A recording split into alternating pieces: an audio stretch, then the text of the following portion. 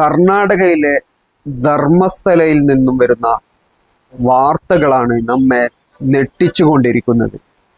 ഓരോ ദിവസവും മനുഷ്യ മനസ്സാക്ഷിയെ ഞെട്ടിക്കുന്ന വാർത്തകളാണ് കർണാടകയിലെ ഏറ്റവും വലിയ തീർത്ഥാടന കേന്ദ്രമായി അറിയപ്പെടുന്ന ധർമ്മസ്ഥലയിൽ നിന്നും വന്നുകൊണ്ടിരിക്കുന്നത്. അതായത് വർഷങ്ങൾക്ക് മുമ്പ് അവിടെ ശുചീകരണ തൊഴിലാളിയായി വർക്ക് ചെയ്തിരുന്ന ആ ഒരാൾ ഒരു വെളിപ്പെടുത്തൽ നടത്തുകയും 100ഓളം മൃതദേഹങ്ങൾ അഥവാ വളരെ വലിയ പീഡനങ്ങൾക്കിരയായ സ്ത്രീകളുടെ കുട്ടികളുടെയും മൃതദേഹങ്ങൾ ഞാൻ മറവ് ചെയ്തിട്ടുണ്ടെന്നും എന്നെ നിർബന്ധിപ്പിച്ചിട്ട് മറവ് ചെയ്യിപ്പിച്ചിട്ടുണ്ടെന്നുമുള്ള വെളിപ്പെടുത്തലുമായി അദ്ദേഹം വരികയും അദ്ദേഹത്തിൻ്റെ കയ്യിൽ ഉള്ള തെളിവുകൾ വെച്ച് കോടതിയിൽ ഈ വിവരം കൈമാറുകയും കോടതി ഈ വിഷയത്തിൽ പോലീസിനോട് അന്വേഷണം നടത്താൻ ആവശ്യപ്പെടുകയും ചെയ്തു. അതുകൂടാതെ തന്നെ അദ്ദേഹത്തിന്റെ കയ്യിലുള്ള മുഴുവൻ വിവരങ്ങളും അദ്ദേഹം സുപ്രീം കോടതി അഡ്വക്കേറ്റുമാരുടെ കയ്യിലും അതുകൂടാതെ തന്നെ അദ്ദേഹത്തിന് നിയമസഹായം ചെയ്യുന്ന ആളുകളുടെ കയ്യിലും കൊടുത്തിട്ടുണ്ട് എന്നാണ് അവകാശപ്പെടുന്നത്. അദ്ദേഹം പറഞ്ഞിട്ടുള്ള ഒരു കാര്യം എന്നുള്ളത്, ഈ ഒരു സ്ഥലത്തെ ജോലി ഉപേക്ഷിച്ചതിന് ശേഷം ഞാൻ പല രീതിയിൽ കൊല്ലപ്പെടുമോ എന്നുള്ള ഭയമുണ്ടായിരുന്നു.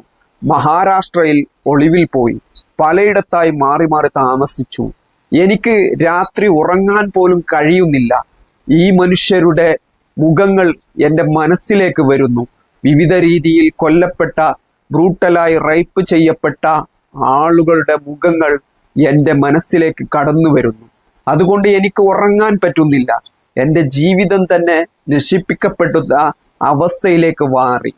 എനിക്ക് എൻ്റെ മനസ്സാക്ഷിയോട് നീതി പുലർത്തണം.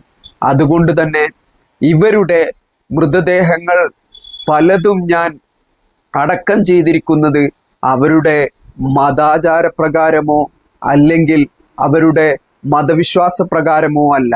ഇനിയെങ്കിലും ഈ കൊല്ലപ്പെട്ട കുടുംബാംഗങ്ങളുടെ മാരകമായി ബ്രൂട്ടലായി റേപ്പ് ചെയ്യപ്പെട്ട് കൊല്ലപ്പെട്ട ആളുകളുടെ കുടുംബത്തിന് അവരുടെ മൃതദേഹം നൽകിക്കൊണ്ട് അല്ലെങ്കിൽ അതിൻ്റെ ഭാഗങ്ങൾ നൽകിക്കൊണ്ട് അവരുടെ കർമ്മങ്ങൾ ചെയ്യാനെങ്കിലും അനുവദിക്കണമെന്നും തൻ്റെ ജീവൻ ഏത് നിമിഷവും നഷ്ടപ്പെട്ടു പോകുമെന്നുള്ള ഭയപ്പാട് തനിക്കുണ്ടെന്നുമാണ് അദ്ദേഹം വെളിപ്പെടുത്തിയിട്ടുള്ള കാര്യം. അതിനുശേഷം കോടതിയുടെ ഉത്തരവ് പ്രകാരം കർണാടകയിലെ ബെൽത്തങ്ങാടി പോലീസിന്റെ കീഴിലുള്ള പോലീസ് സംവിധാനം പ്രവർത്തിക്കുകയും FIRകൾ രജിസ്റ്റർ ചെയ്യുകയും ചെയ്തു. എന്നാൽ നമ്മെ ഭയപ്പെടുത്തുന്ന കാര്യമാണ് ഓരോ ദിവസവും വന്നുകൊണ്ടിരിക്കുന്നത്. മലയാളികളടക്കം ചില ആളുകളുടെ പേരുവിവരങ്ങൾ ഇപ്പോൾ പുറത്തു വന്നിട്ടുണ്ട്. അവർ അവിടെ കൊല്ലപ്പെട്ട ആളുകളാണെന്നാണ് മനസ്സിലാക്കാൻ കഴിയുന്നത്. അഥവാ ഈ ഒരു ധർമ്മസ്ഥലയിൽ ഈ ഒരു ക്ഷേത്രം ഉൾപ്പെടുന്ന ഈ ഒരു പ്രദേശത്ത് 4 ഏക്കറോളം സ്ഥലമാണ് ഇതിനു വേണ്ടി ഉപയോഗിച്ചിട്ടുള്ളത്. കൃത്യമായിട്ട് പറഞ്ഞാൽ ഈ ഒരു മേഖലയിൽ ചൂണ്ടിക്കാണിച്ചുകൊണ്ട് പിഞ്ചു കുഞ്ഞുങ്ങളെ അടക്കം, അതായത് ചെറിയ സ്കൂളിൽ പോകുന്ന പെൺകുട്ടികളെ അടക്കം അവരുടെ ബാഗടക്കം കിട്ടുന്ന ഒരു സാഹചര്യം ഉണ്ടായിട്ടുണ്ട്. അഥവാ ചൂണ്ടിക്കാണിച്ചുകൊണ്ട് ഇവരെ ഞങ്ങൾക്ക് ആവശ്യമുണ്ട് എന്ന് പറഞ്ഞുകൊണ്ട് തട്ടിക്കൊണ്ടു പോവുകയും ക്രൂരമായി പീഡിപ്പിക്കുകയും കൂട്ടബലാത്സംഗത്തിനിരയാക്കുകയും കൊല്ലുകയും ചെയ്തു എന്നാണ് വാർത്തകളിൽ നിന്നും മനസ്സിലാക്കാൻ കഴിയുന്നത്. മനുഷ്യ മനസ്സാക്ഷിയെ ഞെട്ടിക്കുന്ന കാര്യങ്ങളാണ് ഇത്. രാജ്യത്ത് ഒരു നിയമപ്രക്രിയ നിലനിൽക്കുന്ന രാജ്യത്താണ് ഇത്തരം ഒരു അവസ്ഥ ഉണ്ടായിക്കൊണ്ടേയിരിക്കുന്നത് എന്ന് നമ്മളെ ഭയപ്പെടുത്തുന്നുണ്ട്. സത്യത്തിൽ മലയാളികളായ ആളുകളും മനാഫ് അടക്കമുള്ള അല്ലെങ്കിൽ കേരളത്തിലെ മീഡിയകൾ അടക്കമുള്ള ആളുകളാണ് ഇത് ചർച്ച ചെയ്തുകൊണ്ടേയിരിക്കുന്നത്. കർണാടകയിൽ വലിയ അനക്കങ്ങളൊന്നും ഉണ്ടാകുന്നില്ല. കർണാടകയോ കന്നഡ മീഡിയകളോ ഇത് വലിയ വാർത്തയാക്കാൻ തയ്യാറാവുന്നില്ല. വലിയ ശൃംഖല, വളരെ വലിയ മാഫിയ ശൃംഖല ഇതിന് പിന്നിൽ ഉണ്ട് എന്നാണ് മനസ്സിലാക്കാൻ കഴിയുന്നത്. ആരാണ് ഇതിന് പിന്നിൽ പ്രവർത്തിക്കുന്ന ആ വലിയ ശക്തി എന്നുള്ളത് പുറത്തു വരേണ്ട കാര്യമാണ്. അധികാര സംവിധാനങ്ങളോട് ചേർന്ന് നിൽക്കുന്ന, അവരെ പോലും നിയന്ത്രിക്കാൻ കഴിയുന്ന, പരാതികളായി പോലീസ് സ്റ്റേഷനുകളിലേക്ക് ചെന്നാൽ അതിനെ പോലും അവിടെ തളച്ചിടാൻ കഴിയുന്ന അത്തരം വലിയ ശക്തികളാണ് ഇതിന്റെ പിന്നിൽ ഉണ്ടത് എന്നതാണ് മനസ്സിലാക്കാൻ കഴിയുന്നത്. കർണാടകയിലെ വനിതാ കമ്മീഷൻ അടക്കം രൂക്ഷമായ വിമർശനമാണ് പോലീസിനു നേരെ ഉയർത്തിക്കൊണ്ടേയിരിക്കുന്നത്. കാരണം ഇത്രയും സെൻസേഷണലായ വിഷയത്തെ പോലീസ് കൈകാര്യം ചെയ്യുന്ന രീതിയിൽ അവർക്ക് വളരെ വലിയ പ്രശ്നമുണ്ട്. അതുകൂടാതെ തന്നെ നിലവിൽ പ്രത്യേക അന്വേഷണ സംഘത്തെ നിയമിച്ചിരിക്കുകയാണ്. കർണാടകയിൽ വളരെ വർഷങ്ങൾക്ക് മുമ്പുള്ള ഒരു കണക്കെടുത്താൽ ഓരോ ദിവസവും കാണാതാകുന്ന പെൺകുട്ടികളുടെ എണ്ണം അനവധിയാണ്. അവരൊക്കെ എവിടെ പോയെന്നോ എന്തു സംഭവിച്ചെന്നോ എന്ന് പലപ്പോഴും അറിയാറില്ല. കണ്ടെത്താത്ത ആളുകളുടെ കേസുകൾ വളരെ കാലത്തിന് ശേഷം ക്ലോസ് ചെയ്യുന്ന പതിവാണുള്ളത്. അങ്ങനെ കാണാതായ ആളുകളുടെ ലിസ്റ്റുകൾ പരിശോധിച്ച് ഈ അവിടെ നിന്നും കിട്ടുന്ന ബോഡി പാർട്സുകൾ ആരുടെയൊക്കെയാണോ എന്ന് പരിശോധിക്കപ്പെടേണ്ടതും, കാണാതായ ആളുകളുടേതാണെങ്കിൽ അവരുടെ കുടുംബത്തിന് അത് നൽകേണ്ടതും, അവർക്ക് ആവശ്യമായ നിയമപരിഹാരങ്ങൾ ഉണ്ടാക്കുകയും ചെയ്യേണ്ടതുണ്ട്. അതുകൂടാതെ തന്നെ ഇത്രയും വലിയ രാജ്യത്തെ തന്നെ നടക്കുന്ന വാർത്തകൾ പുറത്തു വന്നിട്ടും വലിയ രീതിയിലുള്ള മാധ്യമ ചർച്ചകൾ നടക്കുന്നില്ല എന്നുള്ളത് വളരെ വലിയ അശുഭ വാർത്തയാണ്. കേരളത്തിലുള്ള മലയാളികളായ നമ്മളെ സംബന്ധിച്ചിടത്തോളം നമ്മൾ ജീവിക്കുന്ന ചുറ്റുപാട് എന്നുള്ളത് രാഷ്ട്രീയ പ്രബുദ്ധതയുടേതാണ്. അഥവാ കേരളത്തിൽ ഏതെങ്കിലും ഒരു പൗരയ്ക്ക്, അല്ലെങ്കിൽ ഏതെങ്കിലും ഒരു സ്ത്രീകൾക്ക്, അല്ലെങ്കിൽ ഏതെങ്കിലും ഒരു കുട്ടികൾക്ക് ഇത്തരത്തിലുള്ള എന്തെങ്കിലും വിഷയങ്ങൾ ഉണ്ടായാൽ അത് സംസ്ഥാനം ഉത്തരം പറയേണ്ട ബാധ്യതയായിട്ട് മാറുന്നു. അഥവാ കേരളം ഭരിക്കുന്ന ഭരണകൂടങ്ങൾക്ക്, സർക്കാരുകൾക്ക് മറുപടി പറയേണ്ടി വരുന്നു. രാഷ്ട്രീയ പാർട്ടികൾ ഇത് ചോദ്യം ചെയ്യുന്നു. തങ്ങളുടെ അവകാശങ്ങളെപ്പറ്റി ഓരോ പൗരന്മാരും ബോധവാന്മാരാണ് എന്നുള്ളത് കൊണ്ട് തന്നെ തങ്ങൾക്കുണ്ടായ എന്തെങ്കിലും വിഷയങ്ങൾ ഉണ്ടാകുമ്പോൾ പോലീസ് സ്റ്റേഷനുകളിൽ പരാതികളുമായിട്ട് പോയാൽ അതിൽ നടപടികൾ ഉണ്ടാവണമെന്ന് അവർ ഉറച്ചു വിശ്വസിക്കുന്നു. നടപടികൾ ഉണ്ടാകാത്ത പക്ഷം സമരങ്ങൾ നടക്കുന്നു, പ്രതിഷേധങ്ങൾ ഉണ്ടാകുന്നു. അതുകൂടാതെ തന്നെ നിയമവ്യവസ്ഥതയിലെ കോടതികളിലെ അടക്കം ചെന്നുകൊണ്ട് ഇതിൽ തീരുമാനമുണ്ടാക്കണമെന്നുള്ള സാഹചര്യങ്ങൾ സൃഷ്ടിക്കപ്പെടുന്നു. പക്ഷേ കർണാടകയിലേക്ക് എത്തുമ്പോൾ, ഈ ഒരു പ്രദേശമടക്കം ഉൾപ്പെടുന്ന ധർമ്മസ്ഥലയിലേക്ക് എടുക്കുമ്പോൾ അവിടെ ഇത്തരം നിയമങ്ങളൊന്നും ബാധകമല്ലാത്ത സാഹചര്യമാണ് ഉണ്ടാവുന്നത്. അവിടുത്തെ രാഷ്ട്രീയ നേതൃത്വം ഉത്തരം പറയേണ്ട ആവശ്യം വരുന്നില്ല. സർക്കാരുകൾ മറുപടി പറയേണ്ട ആവശ്യം വരുന്നില്ല. ജനങ്ങൾ തങ്ങൾക്ക് എന്തെങ്കിലും രീതിയിലുള്ള പ്രശ്നങ്ങൾ ഉണ്ടായാൽ, തങ്ങളുടെ മക്കൾ കാണാതായാൽ, തങ്ങളുടെ കുട്ടികളെ കൊലപ്പെടുത്തിയാൽ, തങ്ങളുടെ കുട്ടികളെ ക്രൂരമായിട്ട് പീഡിപ്പിച്ചാൽ അതിനൊക്കെ നടപടികൾ ഉണ്ടാവുകയും നിയമപ്രക്രിയയിലൂടെ അത് പരിഹരിക്കണമെന്ന സാഹചര്യം ഉണ്ടാവണമെന്നുള്ള രാഷ്ട്രീയ ബോധവും അവകാശബോധവും അവിടുത്തെ ജനതക്കുണ്ടാവുന്നില്ല. ഈ ഒരു സാഹചര്യം മുൻനിർത്തിക്കൊണ്ട് ഈ ഒരു സംവിധാനത്തെ മൊത്തം പ്രവർത്തിപ്പിക്കുകയും, അല്ലെങ്കിൽ ഈ സംവിധാനത്തെ തന്നെ നിഷ്ഫലമാക്കാൻ കഴിയുന്ന വൻ ശക്തികൾ ഇത് ഉപയോഗപ്പെടുത്തിക്കൊണ്ട് നടത്തിയ ക്രൂരമായ കുറ്റകൃത്യങ്ങളുടെ ബാക്കി പത്രങ്ങളാണ് യഥാർത്ഥത്തിൽ ധർമ്മസ്ഥലയിൽ നിന്നും വന്നുകൊണ്ടിരിക്കുന്നത്. രാജ്യത്തെ തന്നെ നടുക്കിയ സംഭവങ്ങളായിട്ടാണ് ഇത് മാറാൻ സാധ്യത. പക്ഷേ ഇനിയും കണ്ടെത്താത്ത അസ്ഥികൂടങ്ങൾ അവിടങ്ങളിൽ നിന്നും കണ്ടെത്താനുള്ള ശ്രമങ്ങൾ തുടങ്ങിയിരിക്കുന്നു. ഈ 4 ഏക്കർ വനപ്രദേശത്ത് പൂർണ്ണമായിട്ടുള്ള തിരച്ചിലുകൾ നടന്നുകൊണ്ടേയിരിക്കുന്നു. ഒരുപാട് മൃതദേഹങ്ങളുടെ അസ്ഥികൾ കിട്ടിക്കൊണ്ടേയിരിക്കുന്നു എന്നാണ് പുറത്തു വരുന്ന വിവരങ്ങൾ. ഇതില് എവിടെയൊക്കെ കാണാതായ ഏതൊക്കെ സ്ത്രീകളും കുട്ടികളും ഉണ്ടെന്ന് അറിയേണ്ട, കണ്ടെത്തേണ്ട കാര്യമാണ്.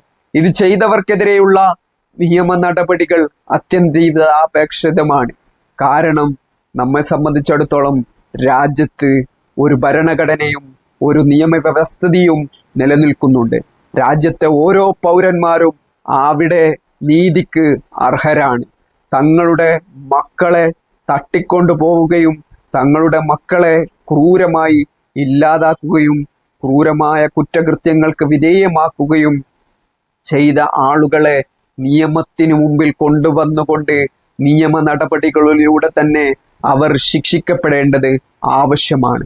ധർമ്മസ്ഥലയിൽ കുഴിച്ചു മൂടപ്പെട്ട അനേകമായിരങ്ങളുടെ കണ്ണീരും അവരുടെ കുടുംബത്തിന്റെ കണ്ണീരിനും നമ്മൾക്ക് പരിഹാരങ്ങൾ ഉണ്ടാവേണ്ടതുണ്ട്.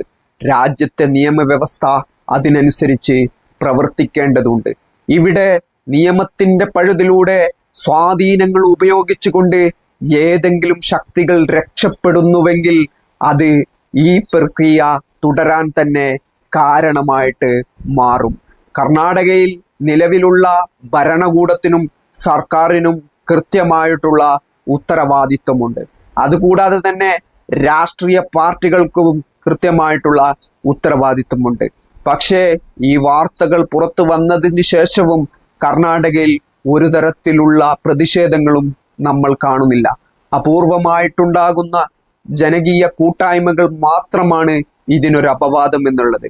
ഈ ഒരു വിഷയത്തിൽ ഇടപെടലുകൾ നടത്തുന്ന സാമൂഹിക പ്രവർത്തകരൊക്കെ അവരുടെ ജീവന് ഭീഷണിയുണ്ടെന്ന് ഓരോ ദിവസവും പറഞ്ഞുകൊണ്ടിരിക്കുകയാണ്. അത്യന്തം ഗുരുതരമായ സാഹചര്യമാണ് സൃഷ്ടിക്കപ്പെടുന്നത്. വളരെ ഭയാനകമായ അന്തരീക്ഷമാണ് ഈ ഒരു മേഖലയിൽ, പ്രത്യേകിച്ചും ഈ ഒരു ദക്ഷിണ കന്നഡയിലെ ഏറ്റവും പ്രധാനപ്പെട്ട കേന്ദ്രമായ ധർമ്മസ്ഥലയിൽ നിന്നും വന്നുകൊണ്ടേയിരിക്കുന്നത്. അവിടെ മലയാളികളടക്കമുള്ള സ്ത്രീകളുടെ കൊല്ലപ്പെടുകയും ക്രൂരമായി പീഡിപ്പിക്കപ്പെടുകയും ചെയ്തിട്ടുണ്ട് എന്നുള്ള സംശയങ്ങൾ ബലപ്പെടുകയാണ്. ആരാണ് ഇതിനു പിന്നിലുള്ള ശക്തികൾ? ഇത്രയും വലിയ കുറ്റകൃത്യങ്ങൾ നടത്തിക്കൊണ്ട് അതിനെ മറച്ചു വെച്ചുകൊണ്ട് അവിടുത്തെ നിയമപ്രക്രിയയെ പോലും വെല്ലുവിളിച്ചുകൊണ്ട് അതിനെ താറുമാറാക്കി ഇത്തരം സംവിധാനങ്ങളെ മൊത്തം രാജ്യത്തുണ്ടാക്കിയ ജനാധിപത്യ മതേതരത്വ സംവിധാനങ്ങളെ അല്ലെങ്കിൽ ഭരണഘടനാ സ്ഥാപനങ്ങളെ അല്ലെങ്കിൽ ഇത്തരം വ്യവസ്ഥിതിയെ മൊത്തം താളം തെറ്റിക്കുന്ന ആ ശക്തികൾ യഥാർത്ഥത്തിൽ രാജ്യത്തിന്റെ നിയമവ്യവസ്ഥിതിക്ക് തന്നെ അപകടകരമാണ്. അവരെ പൊതുസമൂഹത്തിന് മുന്നിൽ കൊണ്ടുവന്നുകൊണ്ട് ഈ ഒരു സംവിധാനത്തെ തകർക്കാനുള്ള ശേഷിയുള്ള അവരെ സമൂഹത്തിന് മുന്നിൽ കൊണ്ടുവരേണ്ടതുണ്ട്. ഇവിടത്തെ നിയമപ്രക്രിയകൾക്ക് മുമ്പിൽ കൊണ്ടുവരേണ്ടതുണ്ട്. വളരെ ഗുരുതരമായ ഈ ഒരു സാഹചര്യത്തിൽ അവിടെയുള്ള രാഷ്ട്രീയ പാർട്ടികൾ മൗനം അവലംബിക്കുന്നത് ഗുരുതരമായ കുറ്റമാണ്. SDPI മാത്രമാണ് അതിൽ നിന്നും ഒരു വിഭിന്നമായ സ്വരം അവിടെ നമ്മൾ കണ്ടിട്ടുള്ളത്.